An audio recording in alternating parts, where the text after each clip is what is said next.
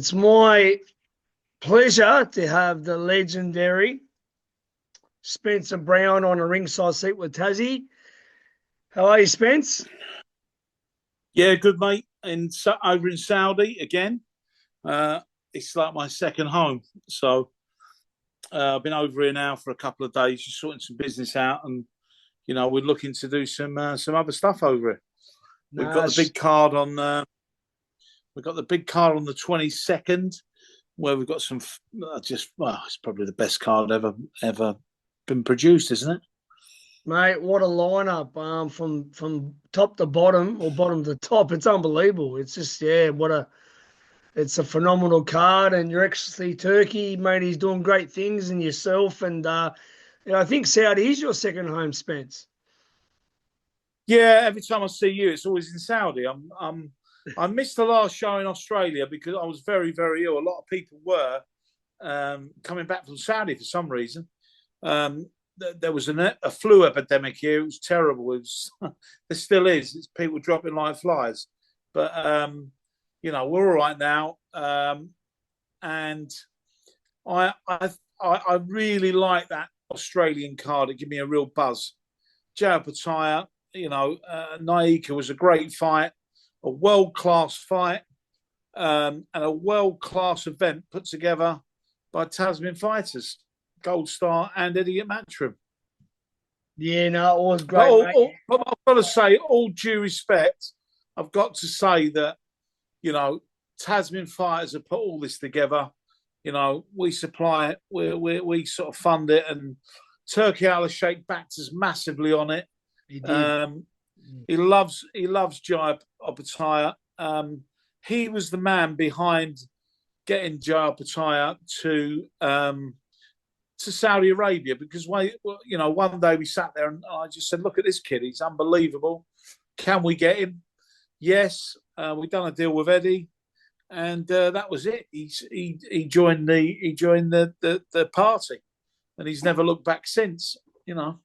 I've been lucky enough to know Jai since he was a teenager as an amateur. Great. I mean, he always was a class act, and what he's done now, the opportunity you guys gave him in Saudi, I mean, and obviously in England as well, he's just on a tear at the moment. I mean, he's by far the best cruiserweight in the world. I'm hoping that he gets to unify and become undisputed, because he's phenomenal. But Mick France at Tasman Fighters is a good friend of mine, and he does a great job. And it's great for him to finally start getting his credit too, because he's been around a long time. He spent his own money backing guys like Jai and Justice Huni. It's good that he's finally getting the recognition he deserves too.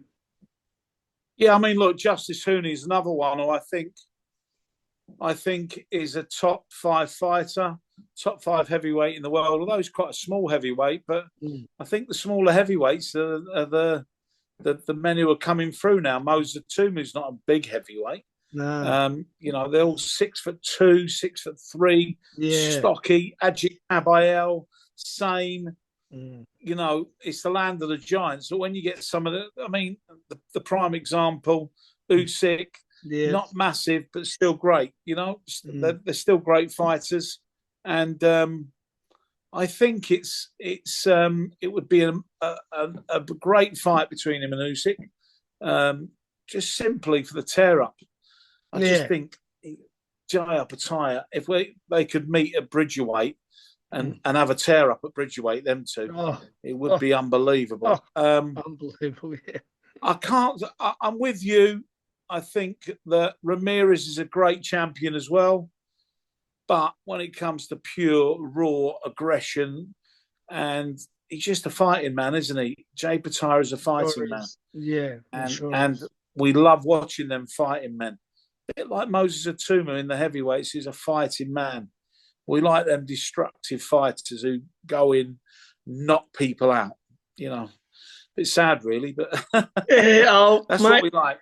Well, look at Mike Tyson based his whole career on it, mate. I mean, it was the most exciting heavyweight pretty much Tyson, at the time. Time, Mike Tyson. We haven't got Tyson at the moment. We haven't got Tyson. No, I meant Mike Tyson. Well, exactly. That's what I mean. He was exciting, unbelievable. Just unbelievable, and they're very similar. I mean, I've got to say, David Naika, fair play to you, because I thought that was a fight that he wouldn't take, and it was a fight for down the line. Yeah, and I was, that could have been at Suncourt Stadium. Yeah, 100%. Yeah.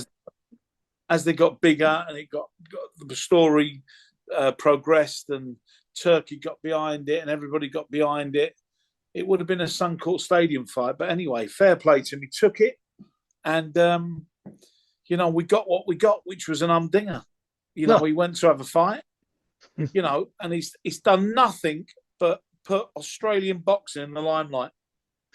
Yeah, mate. Australian boxing's in a very great place at the moment, which is great to see, and having guys like Jai and, Sky Nicholson, fighting over there. And we've obviously had Tim Zhu for a while now. Sky Nicholson is. Oh, class Sky act. Nicholson, great fighter, class act. For me, probably the best female fighter in the world at the moment. No, I think so. Definitely.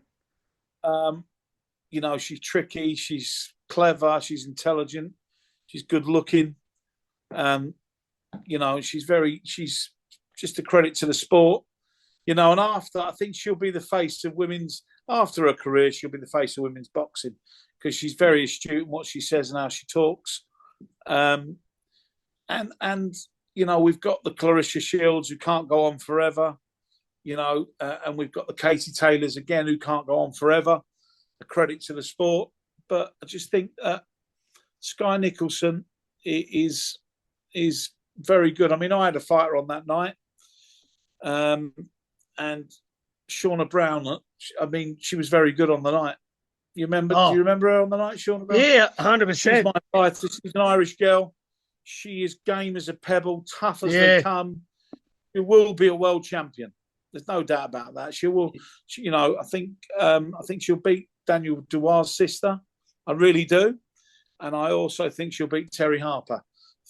Hopefully the first. They're very confident that team at that fight. Yeah, she's so tough. She just wants to fight. She will fight tomorrow. If I rang her up now and said, right, you've got a fight in Basildon at 4:30 tomorrow night, and she'll be there. She's one of them, which is credit to her. Never off the phone. She's a great self-publicist. She loves fighting. So I'm hoping it happens for her anyway. Right. So Spence, I want to talk a bit about your background, and how did you get into boxing, and how did you get obviously to the level where you're at now, which is at the top of the sport, mate. So just tell the viewers a little bit about how you got into the fight game. Yeah, I've been in the fight game a long time, 25 years I think I've been in it. I've done a bit as an amateur, no good. Then I went into later on, and I played a lot of rugby. Then I went into unlicensed boxing, done a load of unlicensed boxing. Then I started promoting unlicensed boxing. And we got to the stage. It would have been like Misfits, but a lot bigger. We had a lot of talent who went on to become pros. Yep. And then we started bringing over ex-pro. Well, the pros who had sort of got to their career and still wanted to make a few quid, like Butterbean. We had him on our shows. Nigel Ben and Steve Collins and just a load of different fighters. And we had, I think at one stage we had nearly 2,000 fighters. Oh. So we had 5 or 6 shows a week all over England. And at the time it was a massive thing. And and then everybody took hold of it, and England just became a big, white collar, unlicensed boxing phenomena. And, I'm just thinking who you've got now. You've got Fabio Wardley, who's an unlicensed boxer. Really? Fabio Wardley was a white collar, unlicensed fighter. Yeah. Wow. So it just goes to show you. I think a lot of them went on from unlicensed boxing to bare knuckle, to cage fighting, and we'd put a lot of MMA fighters against boxers. It'd probably be the equivalent to your sort of fledgling boxing. Where you put rugby players against jockeys. We had them all fighting. Jeez. So that's what I started. Then And at the beginning of it all, I used to bring everybody over. I brought Mike Tyson to England 6 or 7 times on meet and greets, and then I mean Sugar Ray. I brought everybody over: Mayweather, Sugar Ray Leonard, Larry Holmes, Tommy Hearns, Roberto Duran, and then you all know, you get to know them personally, and if you look after them, they put you into other people. Yeah, and that's how it began. And I started, and Tyson Fury, I was doing his commercial stuff. Yep. And I was doing that sort of stuff for him. And he turned around one day and said, "Look, you're really good at this. I think you should become my boxing manager, because you're the best, well, one of the best I've seen." Yep. And at the time I was like, well, I don't know, I'll think about it. And I did. And I thought, why not? Let's have a go. If I'm no good, he'll get rid of me quick, but at least I've had a go. And we're I don't know, 3 or 4. I think I started it. He was 28 stone when we first started working together. Yep. And I said to him, "We're going to get every fan back that you lost. I want you to start thinking about fighting again," which he did. And he started with Ben Davidson, who'd done a great job with losing all his weight and everything. Yep. He started beating everybody again. He was fit, now he lost 9 stone in a year. I don't know. Inspirational. Yeah, 100%. Yeah, inspirational. He was in a terrible state with his mental health when we first met him. Yeah. And, he weren't bringing a lot of money in. So we changed all that. We started off sort of in small halls, getting him to meet all the fans with 200 people. We ended up with 2,500 people that we couldn't even get them in the hall. God. And we got all these fans back. We introduced a lot of. We went down the mental health route as well, because that's what he wanted to do. He wanted to meet people with the same problems that he'd got, and try and change people's lives, which we did. And it's amazing how many people are similar to Tyson. I mean, I can realise. They would turn up in their droves to meet him. Yeah, that's right. Tell them their stories, and we heard stories about how he saved people's lives. And so I think in the end, it got more about mental health, people coming to speak to him and see him, than boxing. Yeah, I agree. I agree. Yeah. I think he'd done more for mental health than he did for boxing. And of course, the Deontay Wilder, when he went down and got back out, it was like something from God. Unbelievable, mate. Unbelievable. So that went on there, and he didn't really have a manager, and he didn't. He just turned around at me and said, "Listen, I need to fight. I want you to go out and get me some fights." And at that stage, the Usyk fight had not happened. The Anthony Joshua fight had not happened, not through any fault of anybody's. Yeah, just literally, he was contracted. Deontay Wilder came in, and we didn't think he was going to come back, but he came in and wanted the 3rd fight with Tyson. Yeah. So that really fucked the Anthony Joshua fight up. And then there was a lot of stuff with Usyk that they just couldn't agree on. And they were offered money from somebody else in Saudi, and offered money from somebody else. And what happened was, literally, I got a knock on my front door. And Tyson made me the manager. 2 weeks later, I got a knock on the front door. And we'd already met a group from Saudi. They said they'd be back to us within 10 days. 6 months later, we still never heard from them. Knocked on my door, and I ended up going to New York, doing the Francis Ngannou fight. Yep. And after that, I said, "This is the wrong fight." I said, "This is..." Well, Turki Alalshikh was only going to do this one fight, and that was the Francis Ngannou fight. That was it. He wasn't doing it anymore. Really? Wow. No, that was it. It was just a one fight, and it was for the start of Riyadh season, and he wasn't going to get involved with boxing at all. It was just going to be an exhibition, really, to open Riyadh season for him. He had the thought. Then he done that unbelievable video, didn't he? Yeah. That we were all mesmerised over. Yeah, of course. And from there, I said, "Listen, why don't we do the Usyk fight?" And he sort of got back to me and said, "Yeah, maybe we'll look at that." And what happened? I rang up Usyk's manager and said, "Do me a favour, come to New York. I want to meet you." I've got a deal for you. And he said, oh, we're already involved. This has happened. This has been going on for 6 months. I said, please get on a plane, get to New York. He was in LA at the time, and we can do this deal. We've got the full backing from Turki Alalshikh. And he said, who's that? So at the time, we didn't know who even it was. So, and I think 2-3 hours later, we'd done the deal. When he got off the plane. See, that's what I wanted to. And that's it. Boxing. That was boxing history. That's history. So that's how I was in the game. That's people going, well, where's he come from? But I've been the lower end of boxing for 20 years. You know, the spit and sawdust stuff, the stuff that you don't really see what's going on. Yeah. You know, going around pubs, putting posters up and again. Yeah. So it was only meant to be one fight, and you know, and Turki Alalshikh brought it to a different level. Oh, completely different level, and you see what's happening now, and you know he's backing all sorts of people. He's backed the Australians. He's backed them. You know we're looking at other countries now. Yeah. So, and his acquisition of the Ring magazine, you know, you're going to see some even bigger stuff. You know, it's you're right, mate. It's amazing for boxing, mate. I mean, he's really put a breath of fresh air into the fight game. There was always fighters that wouldn't fight each other because the money wasn't right, this and that. Well, he's saying, well, here's the money, fight each other. You know, he wants the best fights. Yeah, there's still some of them are still saying we can't. Well, yeah, I know. Well, you know that.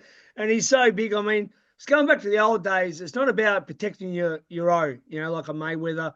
I mean, you know, it's about all the legends, Harry Greb, Henry Armstrong, Ray Robinson, Joe Louis. They all had losses. I mean, it doesn't defy you as a fighter. I mean, look at Tyson's last two. I had Tyson Fury winning both fights, as you know. I said at the press conference that I mean it, and I stand by it. But them two losses don't defy you for everything he's achieved. So it's good to see that Turkey's really putting that back out there to get the old school fighters back in the game. Listen, he's not scared to put you back into a fight if you've lost. That's right. You know, he's not scared of that. He's not bothered. As long as you fight your heart out and show him that you're there. You know, you weren't there just for the payday. You're there to have a fight. You'll probably see that on the next card in April. With you know, there's a few fighters on there who've had losses, and you know they're soon put back on the cards. You know, he likes the way the UFC do things. Dana White's, you know, well, he's just an enigma, and he's an incredible promoter. Unbelievable what he's done. Yeah. I mean, what he's done. I don't know what to say about him, really. He's top of the game. Oh, somebody we should probably look up to and aspire to. You know. Well, they've been saying it for a long time. We probably should take after the UFC model because they do the best fight the best. And I mean, in boxing there for a long time, not like the days of Duran, Hearns, Leonard and Hagler who did fight each other all the time. But in recent years, I mean, Mayweather Pacquiao took fight. That was 5 years too late as far as I'm concerned. You know what it was 5 years too late. And again, it was all financial. And no, they got there in the end and it ended up probably one that I think it was the PBV biggest ever take on PBV. Yeah, so you know, and we need to see more of this. We need to see more of this going on, and I think that's what Turkey wants to see. You know, the problem Turkey will have, you know, with. I mean, we all saw Canelo at the last show. Will he fight? You know, will he get to fight Bivol again? Will he fight Jay Opataya? Will he go down a weight? And you know, the man you're bringing over, will he fight him? Terence Crawford. You know? Will he fight Terence Crawford? Does he go up? Does he down? Does he go down? We all want to see him fight Terence Crawford, you know, and that's to be said. You bring him to Australia, that'd be a great event. Yeah, looking forward to that, mate. I really connected with him at the WC convention in Hamburg, and he's a great guy. He's just one of the lads, and yeah, look, he's always wanted to come to Australia, so I said, let's do it. Do you think that'll happen? Do you think that fight will happen? I do. Or do you think Canelo will go up? No, I think since the Ring Magazine Awards, where Canelo was there, and Terence flew straight over, so something must have been said there. I think Your Excellency will make it happen. I think September, I believe it'll happen. I think you're probably right. The biggest fight still in boxing is Tyson Fury against Anthony Joshua for me. Yeah, of course. Yeah, that's the biggest fight in boxing. Will Tyson come out of retirement? I don't know. He seems pretty stuck on it this time. Yeah. But like I said just before it went off, I think there's something else in life that transpires boxing that I think he needs to. You know, we love him. He's he's some character. I think you'll see him in films and all sorts of stuff. You know, so it's not the end for Tyson Fury, just the beginning. I've always said he's the most charismatic boxer since Muhammad Ali. Yeah, he is. Yep, I've been blessed to have been able to meet him a few times now. I met him originally before the Wilder fight at the Wildcard in Freddie Roach's gym in LA. That was back in. I remember that. Yeah, I remember being I think there. It was 2018, I think. And now the last few Saudi cards, just a pure gentleman, mate. Just a great guy. He'll stop and say hello to you, even in fight week. You know, I've got so much respect for Tyson Fury and as a person. And yeah, I really can't wait to see him in Australia sometime soon. And yourself, Spence, and Mick Gatto. I think we'll be coming over there. We will definitely be coming over at some stage. Working closely with Tasman Fighter, so I will be coming to Australia. I love Australia. I like the Australian people. A lot of my friends have moved over to Australia. Really? What's there not to like about Australia? Yeah, true. I don't get it. Beaches. You know, you live here and you look over at Australia. They'll be after the next couple of years, they'll be running to Australia, not flying. They'll be running there, be getting boats, you'll be getting everything. Well, the English people just want to live in Australia. It's a great place to live. They're great people. My ancestors came over, I think, the convict way back in the day, back many, many years ago. You'll get a load more of them. Don't worry, they'll be coming back as well. And we got it. Yeah, I've got a few good friends over there, so you know, I'm really. It's a long way. I don't know how you keep traveling the way you do. You must. Well, I'm actually in Tokyo at the moment, Spencer. I'm in Tokyo. Wow. I'm at the Inouye fight tomorrow. I interviewed him today. Interviewed Bob Arum, and I'm ringside at the Inouye fight tomorrow. There's another good guy, Bob Arum. Yeah, just an incredible guy. Yeah. So I've actually just a great guy. I've been to 7 countries in 5 weeks. Wow. And my beautiful partner, all boxing related. All boxing. It was a fight in Russia and Chechnya. It was a WC convention.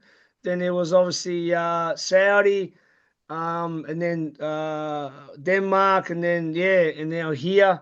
My beautiful fiance, my Maltese fiance, she's not very happy with me at the moment, Spence. So she said, "You got to stop traveling."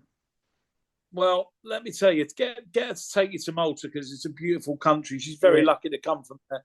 We've done our last camp there. Incredible that's people. Right. You did. How was that, Spencer? How was that? Fantastic. Absolutely fabulous. In Valletta? It's a very English country anyway, but it was the people there are unbelievable. They're just great people. Yeah, I'm blessed, mate.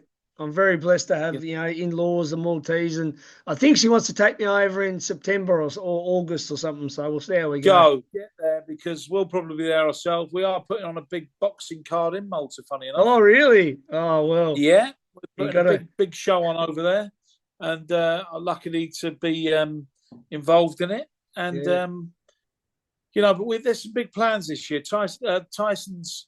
We hope to come over to do some sort of tour in Australia.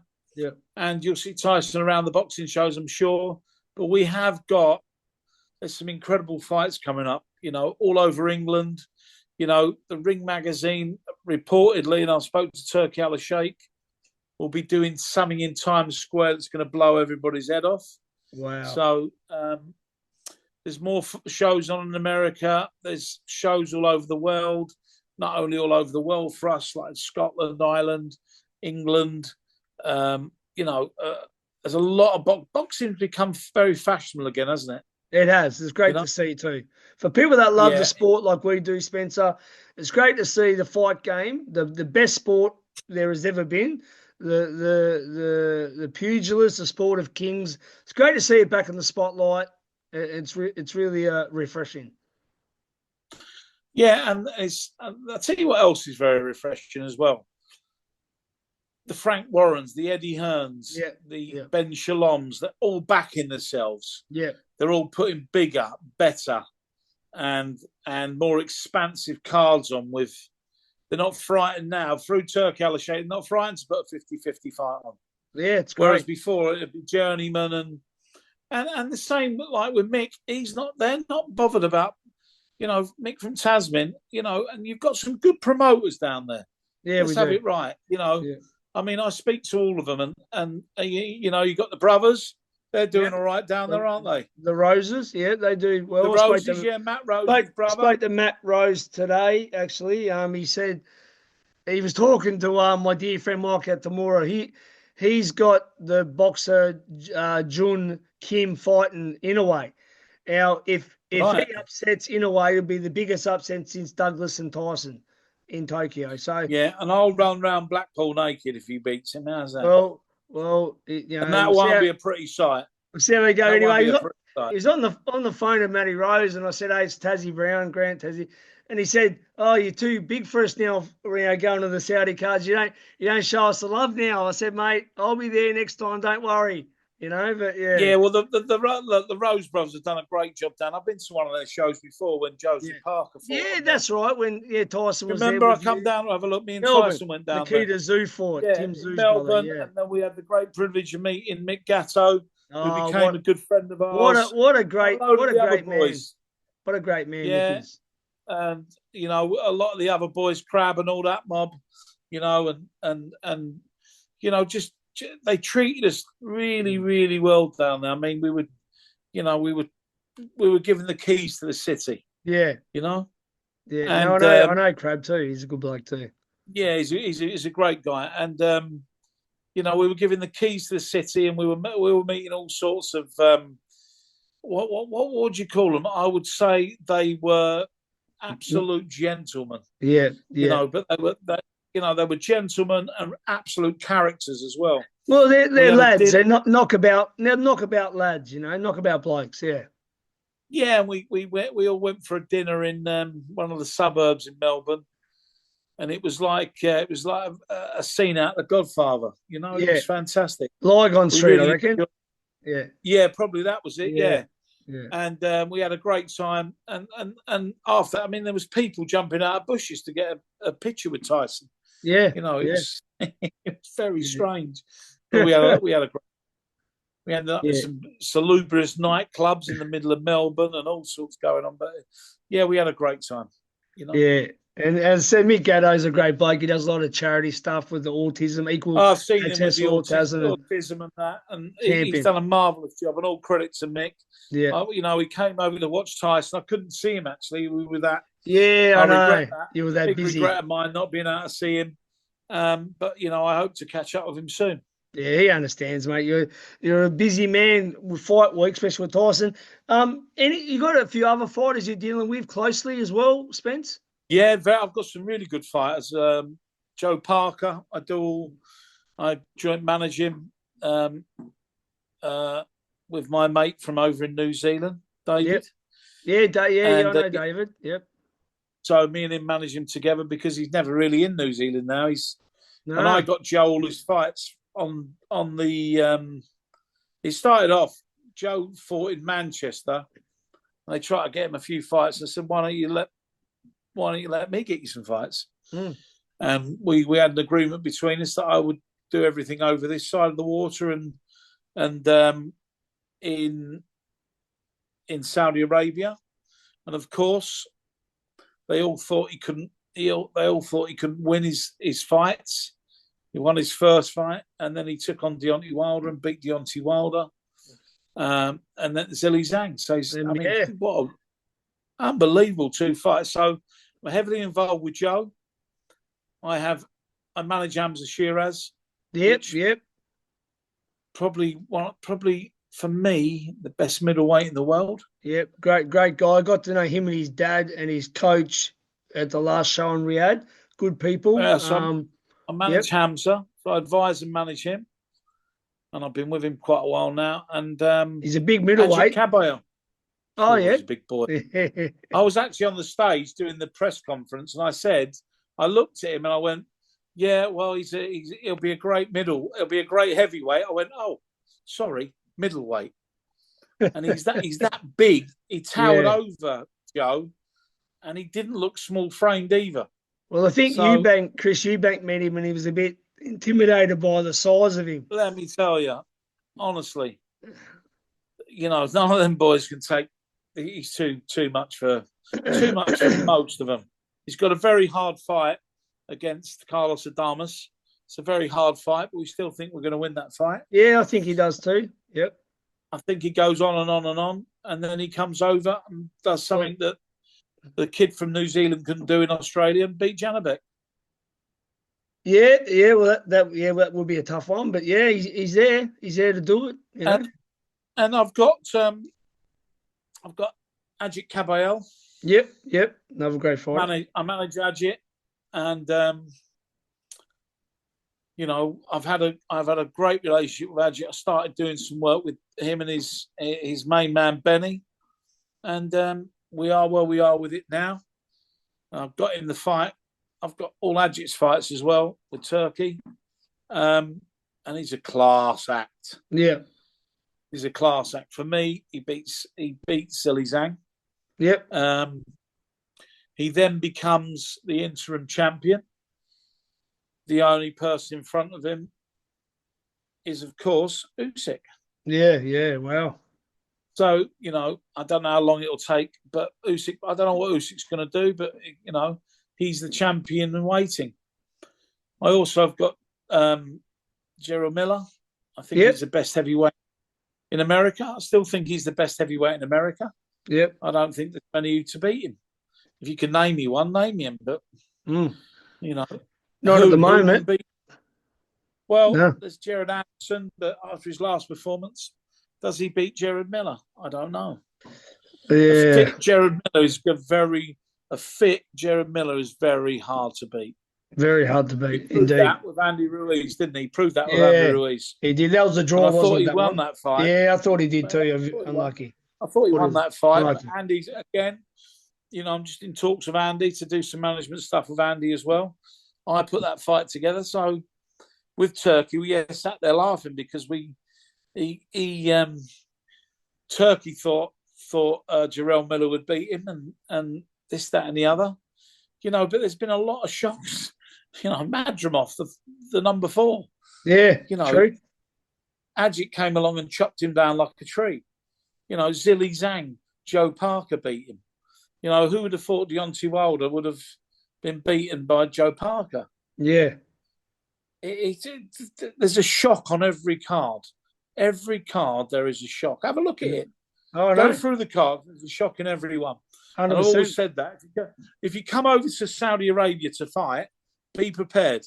Yeah, I agree. For the late night. Be prepared for the dry climate. Be prepared for a lot of work leading up to the fight, because there's a hell of a schedule you got to go through.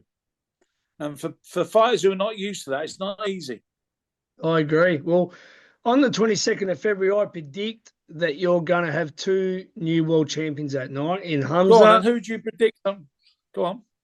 Hamza is going to win, and I've got Joe Parker win as well, beating Dubai. Not just saying it because I'm talking to you, but I've talked to a lot of people. I think Joe will out-hustle him. He won't get hit by the big shots, and I think that he'll get the chocolates. I really do. I think he will as well. And I like Daniel Dubois. I think he's comical. Yeah, he's a really nice guy. I do too. But I think he's a really lovely guy. But look, this is what I think. I think he will frustrate him. Yeah. And I think Daniel Dubois will run out of ideas with Joe. Yeah, I agree. Yeah. I mean, the only thing is when Joe He was very ill before when he fought Joe Joyce. He weren't well. He was at the flu and all. You can all make excuses up, but does Joe struggle with big men? Well, the answer is, he beats Zhilei Zhang. You don't get much bigger than him. Big boy, very big boy. Big boy, and I think Joe's a different fighter now. He is. And Joe fought a prime Joshua as well back in the day, and he didn't disgrace himself either. No, but it'll be a different... I just think it'd be a different fight now if Joe fought Anthony, 100%. Be a big... I think Joe's got bigger, stronger. Mentally, he thinks he can beat anybody, which is unbelievable asset to have. Great trainer, Andy Lee. I like Andy. Andy Lee's a great trainer. He's very good at figuring out a fight. Yep. And figuring the fight out, figuring the opponent, and how to win. What we got to do to win this fight, and he does. He's proved it. Long shot. Does he go short? Does he go long? Does he try to out punch him? Well, you don't try to out punch Daniel Dubois, do you? Because he can punch holes in brick walls. So, I think I just really fancy him. I think he's too smart. I think he's too smart to get hit with the big shots. Fighter. I think he is. That's right. And is it, mate? Look, there's nothing like what I like about, and mate, you've resurrected Joe. Them losses to Joyce and Dylan White. I like it. He had a couple of fights sort of out of the spotlight. He went to Australia even, and against Django. And then he's come back against Wilder and Zhang. And, mate, he's in career best form because he's been active. You can't beat an active fighter, Spence. Well, I'll be honest with you. We had a bit of a row over this. And I just said, just please hold on. There will be a fight in a minute for you. We've just got to see who wins, who loses. And, Turkey's putting you on. Turkey really likes Joe Parker. He's been there from the start. So Turkey really likes him, which is a big asset. But we had a bit of a row because he wanted to fight at Monaco. But then on Eddie's show, but then 2 months later, he would have been fighting in this card in Riyadh, which I always had him fighting on. Yeah. And in the end, he relented and went, "Well, you're right." Yeah. But I think that's the upset of the card because he's terrible odds. He's something like 6-1 here, 4-1 fights. See, it won't be that big of upset for me, honestly. For me, it won't be. No, I can't see that. And what do you think with Ajit Kabayel and the Chinaman, the big grizzly? Yeah, that's a tough one. Depends, if Zigzag he turns up. Look, that's a 50-50. That's a tough one to pick, mate. That's a very tough one. I think they're all. I don't know. I don't know. I think that Shakur Stevenson should beat the young fella. I think.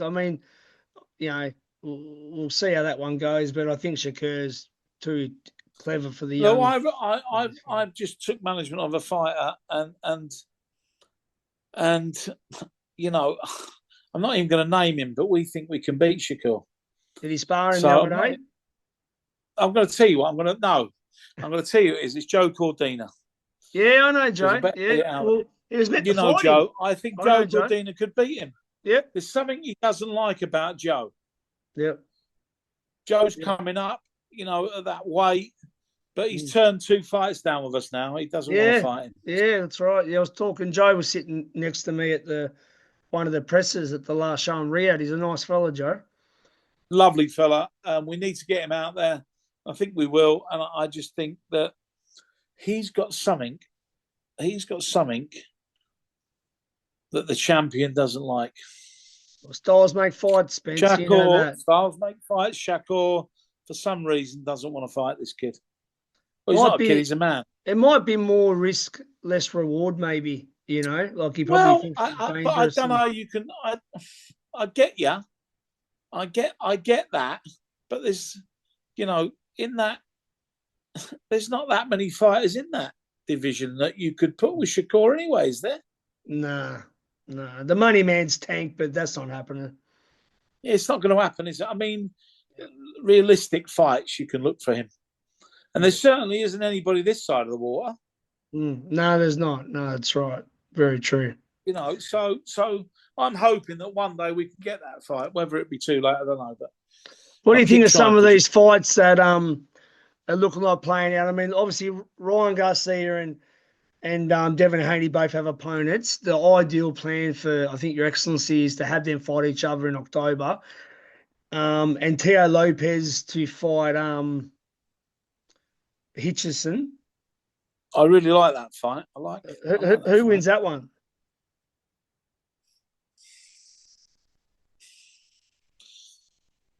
I'm going to go to Fimio. Yeah. Because I like him, and I just think he gets up for shit like that. He gets up for the big ones. He does. I tipped him to beat. He does. He gets up. I tipped him to beat Taylor. Shit like that. He does. Yeah. Yeah, I just think so. I mean, Taylor's inactive now. Yeah. Maybe we should try and get him back on, but he's getting on a bit. But you know, a great fighter as well, Josh. Yeah. I'd like to see him top a bill again in Scotland. Yeah. I really would. I think he should be topping a bill in Scotland. Maybe have a couple and get back into the big league. Yeah, good way to bring him back. Yeah, I agree. Yep, definitely. You know, and maybe I'll look at that. You know. Yep. And you know what? I thought Terence Farmer, he came back, and I thought he was very good last time. I heard he was very unlucky against very, very, very unlucky. So, you know, with the lighter weights as well, when you get to 30, between 34, 36, it's tough. The deterioration goes very quickly. Well, that's when I left. I left at 34. I was a super featherweight. It's hard to make weight. It's hard on your body. It's just it's impossible, isn't it? It's very tough, mate. And if your reflexes start going, my dad always said, little guys lose their speed, their reflexes first. The bigger guys can go on for forever. And the youngsters always do very, very well. Yeah, don't they? Oh, for sure. And I think I want to see Garcia. I really like Ryan Garcia. His manager's a really good friend of mine, Guadalupe. I'd like to see Ryan. I'd like to see that rematch with Devin. Yeah, me too. Yeah, great fight.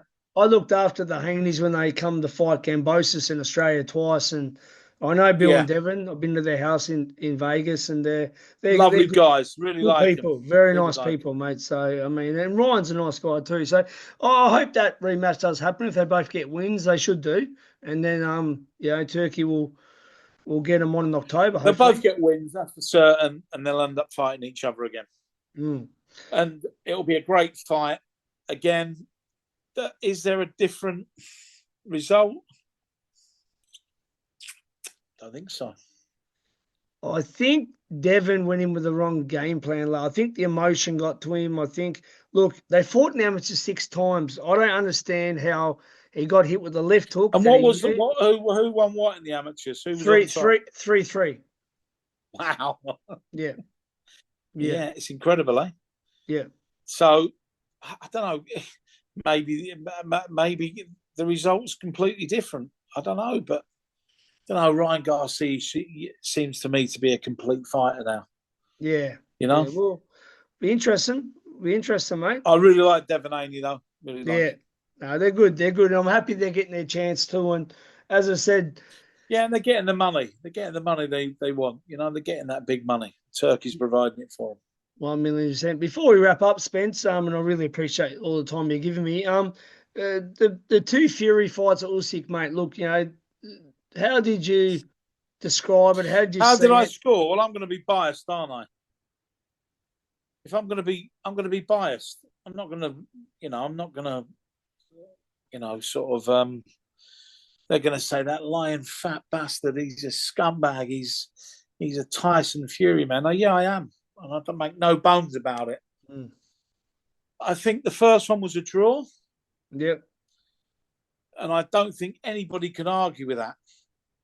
not on the scorecards. I just didn't get the scorecards in the second fight. No, neither do I. They all had the same scores. No one gave him a round. One judge didn't give him a round in the last 7, and 2 judges only give him 1 round.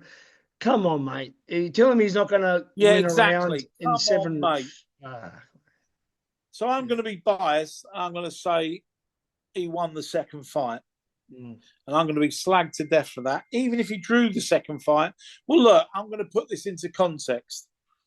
At the end of the fight, I walked over to Egas Klimas, and he said to me, "This is extremely close, Spencer. Very, very close. I don't know." So I said, that's Ben Shalom, that. No, right. Anyway, let's not talk about him. I gave the first one to Tyson by 1 point, and the second one by 2 points. You could have gave the first one to Tyson by. It was all about that 9th round. Yeah. It's only a 10-8 round. I gave it to him by 1 point. I thought he dominated from rounds from 2 onwards to up to about. I thought it was so 7. easy. It was. I knew he hurt him. Something he was doing it easy in the body, but he stunned him with an uppercut. Exactly, and to be honest, they both. I think they both in the first fight got hurt. Yeah, I think they both got very hurt. And in the second fight, it was completely the opposite. Completely different. Nobody got hurt. No. Tyson had a little black mark on his eye. Yeah. So were they both a bit hesitant about killing each other? Yeah. But I still think Tyson won it by a round.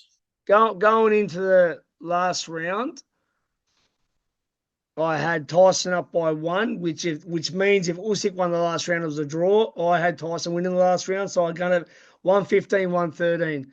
And that's just me talking boxing. A lot of people don't agree with me. It's not being biased either. I do like Tyson. Well, I am being biased. I'm sorry, but I have to be a bit biased. I know that. But I think you nearly got it right. Yeah. And you're the only one in the press conference that spoke up and said that. I sure did, mate. And when they said about the 7 round, no, not a round in the last 7, I said, well, they were Ukrainian judges. And I meant that. Unbelievable. Yeah, and listen, look, we all know if I'm watching you box and you're my friend and I'm behind you or I've got a close relationship, I'm watching you. Yeah. So I'm watching you score points. Yeah? Yeah. And every time you land flush or you land an uppercut or a checker or wherever you land, I'm watching you. Yeah. And I've got that in my head. So sometimes you don't watch the opponent. That's true. You don't see what he's doing. You don't watch the opponent. You don't see what he's doing, and you don't score him. So in the cold light of day, I had Tyson exactly what you had, and then I watched it, and I only had him 1 point up. Yeah. So there you go. So I was very, very close to what you had him, but you had him a bit further than what I did. And in the first fight, I thought it should have been a draw, definite draw. He deserved a draw, and why? What can I say? Well, one of them scorecards is a bit wild for Usyk as well. I mean, I think one judge gave it to Usyk by a point, Tyson by a point, and one judge gave it to him a fair bit in that one too. He did, yeah. Which was not. Didn't he give it? Was it 3 points? He put something like that. Yeah, no one won it by 3 points. So look, but nobody. But the second fight for everybody to not. I mean, unless nobody knows anything about boxing. We've watched enough boxing fights to score it, and the trouble is with boxing, everybody's got a different view. Very true. That's the trouble. Very true. Maybe that's what makes it so exciting. Yeah. But we saw Dave Allen against. No, that was a rip-off. So look, that was a bad decision. Fisher, and I like the other boy too. Both good guys. Johnny Fisher's one of the nicest men you'll ever meet. Mate, he got his hair cut the day I got my hair cut at the Hilton, and not the Hilton, at the Hilton. Nice guy, but I just looked at that fight. He didn't win that fight. Well, I didn't think he won the fight. I thought a bit closer than what everybody else did, but it does make you think, doesn't it? Yeah, it does make you think. Mm. And another kid got a draw, which he lost. Fucking, Anyway, I mean, maybe we don't know anything about boxing, and we shouldn't be talking maybe about not, it. Spence. I had 50 odd fights, mate. So I'll say I don't know nothing, mate. I've been around it 25 years, and I've been in every situation there is. So maybe I'm just a plonker, and we're both pair of plonkers, We're I don't two know. blonkers, mate. Yeah, and I just didn't get that scoring. Yeah, I did not get it, and I don't think a lot of people else did as well. But nobody's going to say anything. Nah. It all gets forgotten. It's a new day tomorrow, and you can't change anything. So we sit, and me and you'll sit and say that wasn't the result, But we'll get slagged off for it, and this, that, and the other. And in the end, I think it's had a big effect on what Tyson's going to do next. Tyson's going to do next. Look, that's what pissed me off when I heard the announcement of the retirement. I think them two fights, especially the last one, I really thought he deserved it. That would have changed what's happened. The dynamic. Changed the dynamic of everything. Goes on. He fights AJ. He's undisputed again. Biggest fight in history. And the thing is, I could see him at the press conference, and I've been in the position, win or lose. He was broken. I could see him hurting because he put in a big camp in Malta, and it's hard on a big man. Listen, we didn't lose. I mean, look, we lost our strength, not our strength condition. We lost our nutritionist after 4 weeks, which was quite important. But he carried on, and we just done what we could, and he ate what we could. And he'd have probably been in a lot better condition because of what. I mean, I don't know who knows, but he. To lose at that vital stage, quite an important part of the team, the nutritionist. Oh, 100%. And we lost him straight away. That was a bit of a kick in the balls. And, I don't know what more he could have done, really. Well, that's what I mean, Spencer. And at the press conference, I seen a guy who gave his all and thought, well, fuck, is this what I get? I got, that's what I looked at. I looked and I felt sorry. I felt for him. I thought, you won it. You've done everything you could, and this is what I get. Fair play. See you later. And that's why the report. And he didn't moan. There were certain things happened in the first fight he never said a word about. We all know what they were, and there was a lot of speculation on what happened in the corners and all that. We never moaned. We never.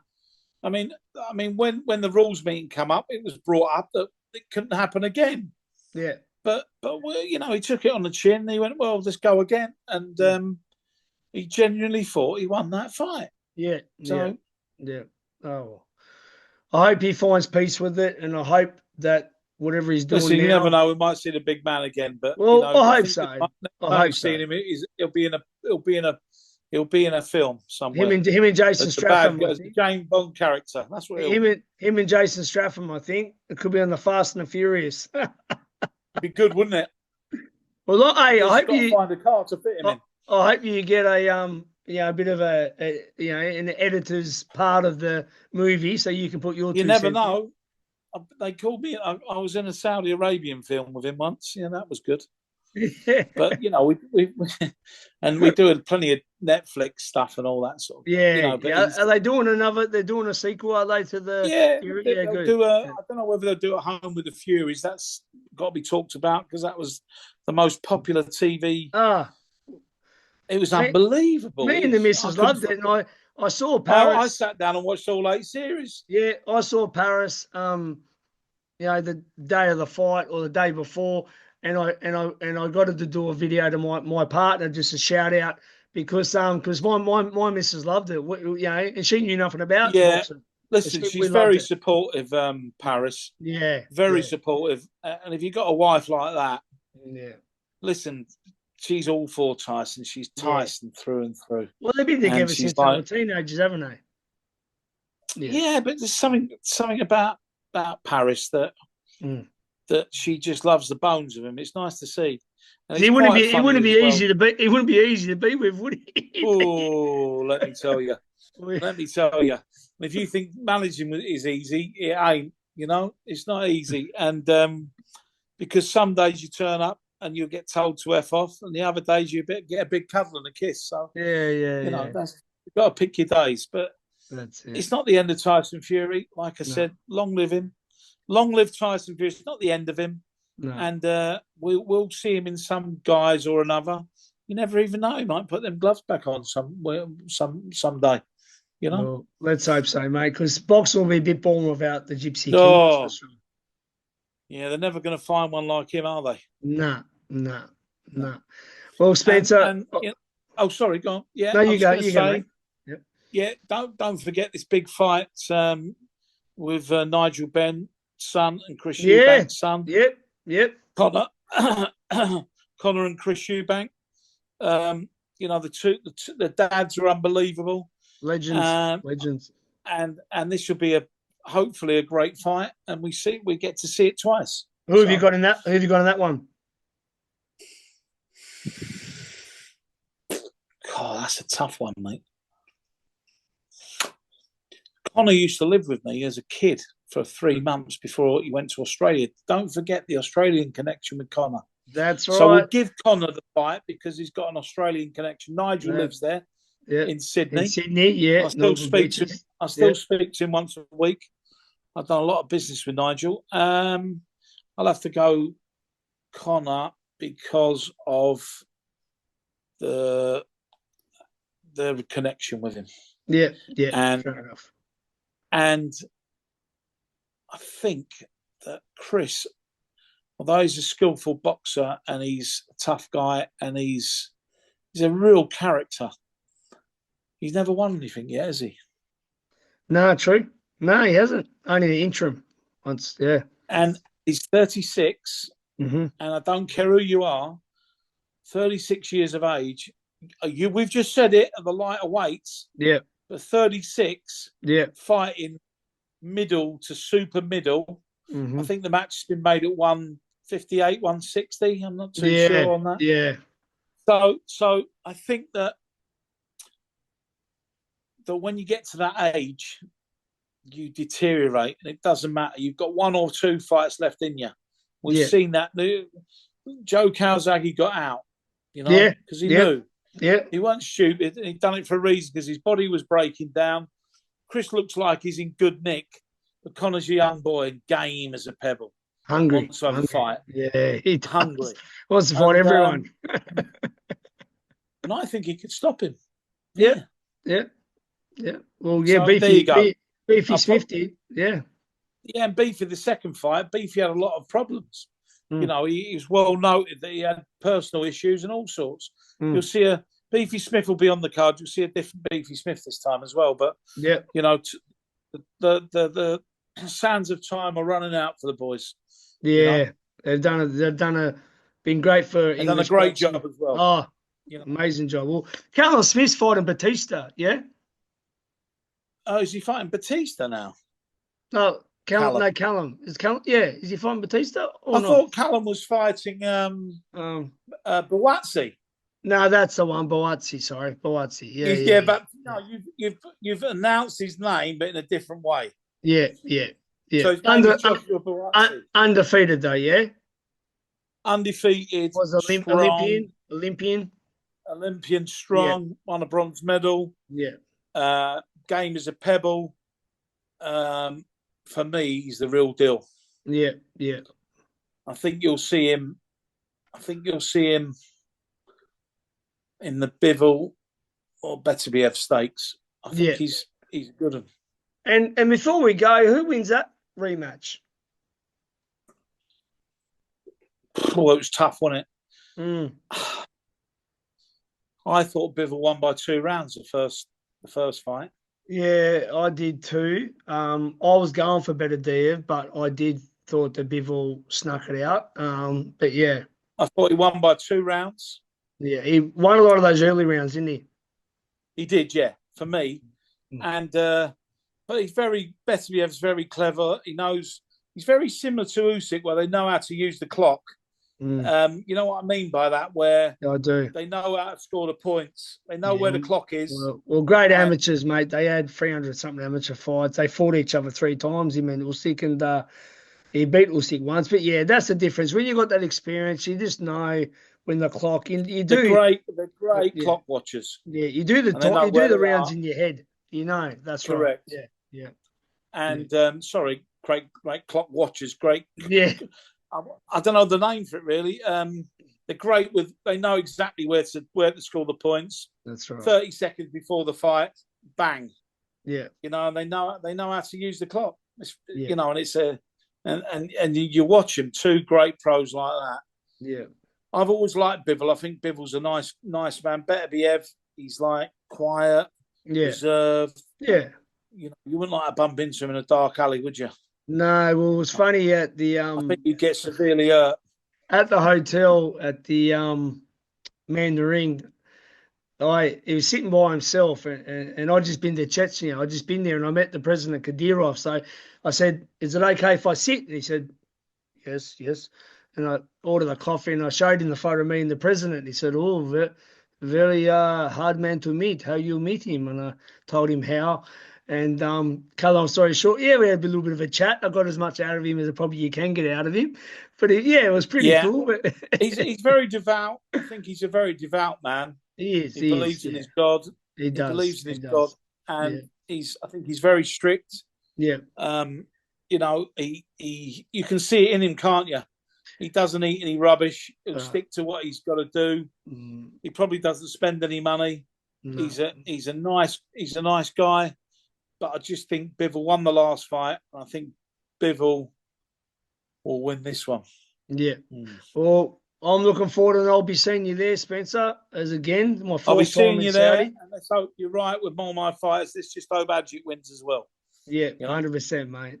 I can't thank you enough for being on the Ringside. Yeah, great. I enjoyed it. I tell everyone, you know, and I'm not just saying it because you're here, but I said Spencer Brown's one of the nicest men I've met in boxing. He's a gentleman. He's one of the lads, but he'll give you the time of day. Every time I see you, mate, you go out of your way for me, and I thank you for that, and I appreciate, you know, that I can call you a mate. You know what I mean? Yeah, same with you. You know, when you backed us up after that, Tyson always speaks about that. You know, you're very highly regarded by us and our team. And like, if you ever come anywhere that we're at, we'll always make you feel at home and part of the family. You know.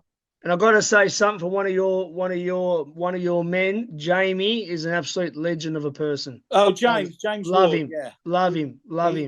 He runs the business very, very well. Yeah, he runs the business. He's good. He's a great asset to have. You know, mate. He's actually such a champion. And Paul Ashton. Yeah, who works for us, does all the merchandise and memorabilia. He's a great guy. Yeah, so we've got a good team around us anyway. No, we've been together for a long time. We're good old tall Jamie, mate. He's a champion. Yeah. All right, mate. Lovely to speak to you. Take care, Spence. See you on the 22nd. We'll see you soon. See you, mate. God bless you. God bless Australia. Yeah, that's it, mate. See you, bud. Cheers, mate. Bye, mate. Bye. Bye.